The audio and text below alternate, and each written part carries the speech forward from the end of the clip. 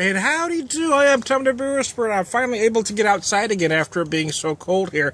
And I'm doing kind of an homage to the rye today. I've got two beers that use rye in two completely different ways. So I'm not using these two to say which one's better because they're not the same beer, they're not the same style. I'm just showing you, what two brewers do with rye. So anyways, I have got the Hebrew The Chosen Beer rye IPA on rye. It's basically Lenny's, our IPA, aged in rye whiskey barrels. Let me show you that bottle, and I'm going to pour a little bit into my glass. And let me show you the said glass. That pours beautiful. I don't know what you call that, kind of a deep amber, maybe? Yeah, I'll tell you, the Beer Whisperer's a tad on the colorblind, I can't speak now, colorblind side. So, and I also have, going a different direction, is the Boulevard from their Smokestack series, Rye on Rye, which is a rye ale aged in rye whiskey barrels. So let me show you this beer. Similar color to the Bittersweet Lenny's RIPA on rye. Maybe a little deeper, maybe. I'm getting kind of a slight ruby hue, but again, what the hell do I know? So these aren't the same beers. I'm not telling you which one is better. This is meant to be an IPA. Well, that one is not. I'm just going over what two beers do with rye. And it is, I do love it. I love both of these beers because they both do different things. The nose on the Lenny's is just beautiful. I've noticed from both of them, I'm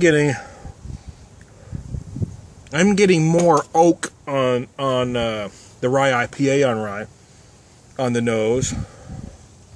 But who knows? But oh wow! But the Boulevard Rye on Rye has a richer, more decadent feel about it on the nose.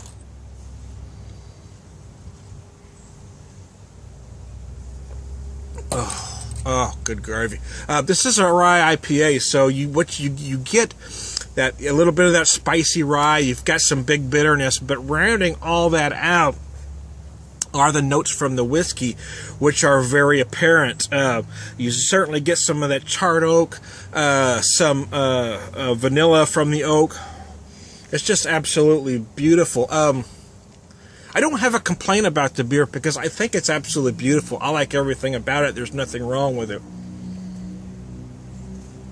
Except no, there isn't anything wrong with it. The thing is, it is bitter. It is plenty bitter, but with all the richness coming from that whiskey barrels, if this beer came to me unlabeled, I'm not sure I would assume I was drinking an IPA. There is a lot of bitterness, don't get me wrong, but a lot of barley wines, American-style barley wines, are using a lot of hops, have high IBU content. So I might just, if somebody just handed me a glass and said, drink it, especially during the wintertime, I would probably jump to the conclusion that I'm drinking a barley wine aged in rye whiskey barrels. It's not a knock on the beer in any way. It's a fantastic beer. It's just an observation on my part.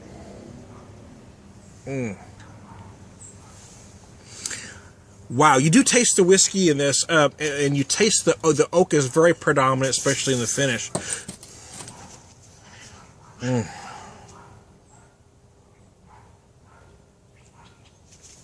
This one not being an IPA, the ale is very rich, luscious, velvety, rich, decadent. I said rich twice. I'm Tom, are you buzzed already?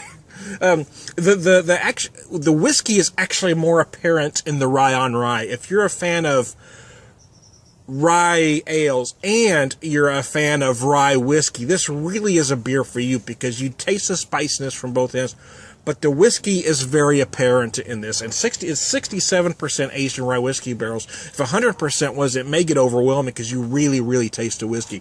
Now, Specifically, the oak is more apparent in the RIP on rye, but the whiskey is more apparent on the rye on rye. Both are beautiful beers, though. I mean, I would highly recommend both. I'm probably gonna, trying to finish both of these. I'm gonna, stretch them out through the rest of the day because it's gonna put my winky in the mud. But wow, both are great beers, so try them if you can.